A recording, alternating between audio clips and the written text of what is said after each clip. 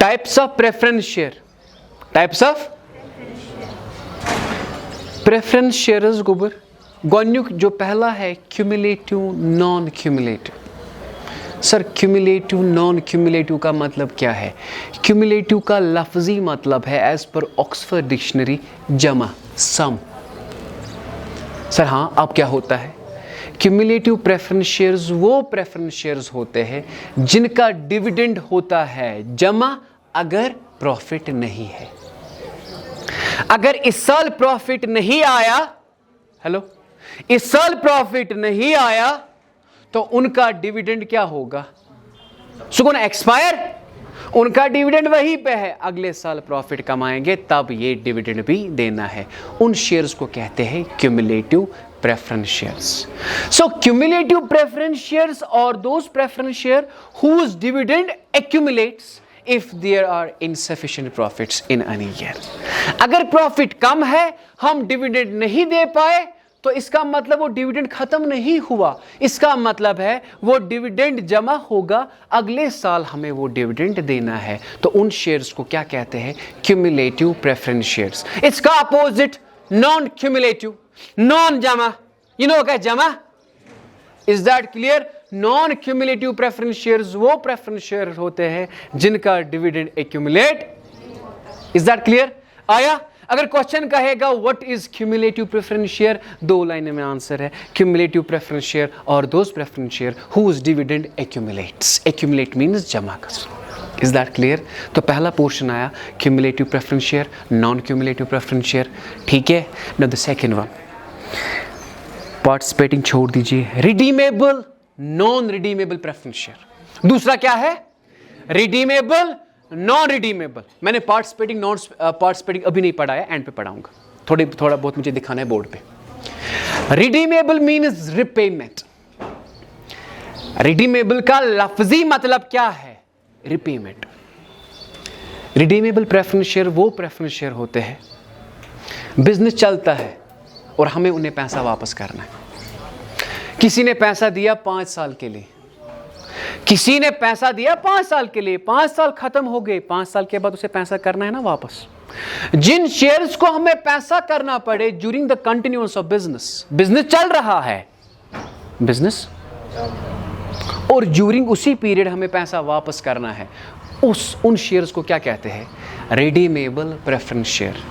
जिन preference shares का हमें पैसा वापस करना पड़े मिडवे, मिडवे यू नो, इस साल नहीं, अगले साल नहीं, चलो नेक्स्ट ईयर, मगर वापस तो करना है ना। जिन्हें पैसा हमें वापस करना पड़े during the continuance of business, that's what you call redeemable preference shares. Redeemable means repayment, redeemable means, so redeemable preference shares are those preference shares which we have to repay after a fixed period of time. ये वो preference shares होते हैं जो हमें वापस करना पड़ता है, वापस करने पड़ते हैं after a fixed period of. इसका अपोजिट नॉन रिडीमेबल। यम हज गई तिम प्रेफरेंस शेयर, ये वो प्रेफरेंस शेयर होते हैं जो हमें वापस नहीं करने पड़ते during the continuance of business. हाँ, अगर बिजनेस बंद हुआ at the time of liquidation हमें उन्हें पैसा वापस करना है। Is that clear? These are types, these are. पहला क्या था? पहला था क्यूमुलेटिव नॉन क्यूमुलेटिव। दूसरा क्या था? Redeemable non redeemable. ये पूरा पढ़ना, redeemable. Is that clear? Okay my dear. ब्याक और एक टाइप है convertible non convertible preference share. एक एक लाइन है यार। Convertible preference share, non convertible preference share. Convertible गई तिम बेटा यमा कन्वर्ट गसन इक्विटी शेयरन मस, नॉन कन्वर्ट गई तिम यम नो गसन इक्विटी शेयरन मस convert. Is that clear? Convertible preference shares or those preference shares which can be converted into equity shares. Easy है? Convertible preference shares or those preference shares, गोबरा यमा गई तिम, ये वो प्रेफरेंस शेयर्स होते हैं जो कन्वर्ट होते हैं। किस में होते हैं कन्वर्ट? जो हम कर सकते हैं कन्वर्ट इक्विटी शेयर में। किस में? हाँ, पर नॉन कन्वर्टेबल प्रेफरेंस शेयर्स और दोज प्रेफरेंस शेयर्स जो हम कन्वर्ट नहीं कर सकते, किस में? इक्विटी शेयर्स में। अब जो लास्ट है पार्टिसिपेटिंग, नॉन पार्टिसिपेटिंग। बेटा कंपनी के पास कितना है?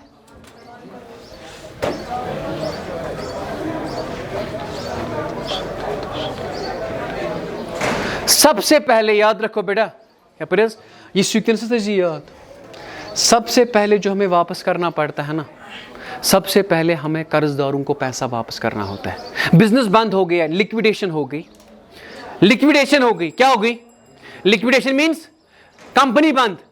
कंपनी के पास कितना है? 1 करोड़। तलैबर था गुबर नजर, कितना है कंपनी के पास? 1 करोड़। तो सबसे पहले हमें वापस करना होता है कर्जदारों को, जिन्हें कहते हैं डिवेंचर होल्डर। क्या कहते हैं? जिन्हें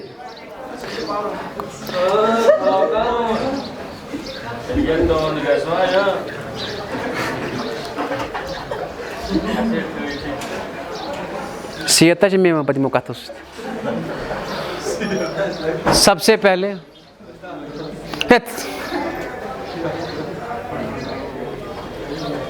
पहले वापस किना, पहले वापस किने हम पैसा करें? लेट इट भी हमने 20 लाख रुपए इन्हें वापस किया, वहां पे बचा 80 लाख। कितना बचा? तो सबसे पहले वापस किने करना होता है पैसा? Is that clear? उसके बाद प्रेफरेंस शेयर्स किने?